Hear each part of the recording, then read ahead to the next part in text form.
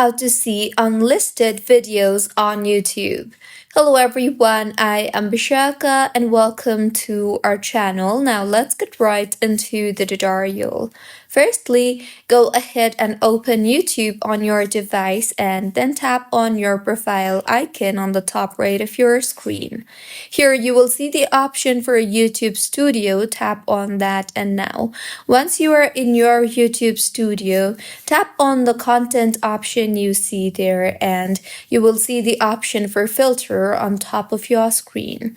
Tap on that, and here in the menu that appears, tap on the visibility option and then select the unlisted checkbox, and finally tap on the apply button.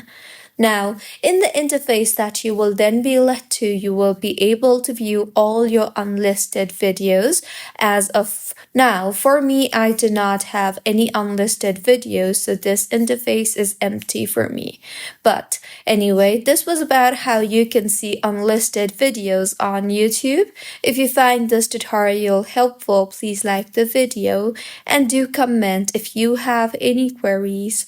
Also, do subscribe to our channel for more helpful tutorials like this. See you on the next one.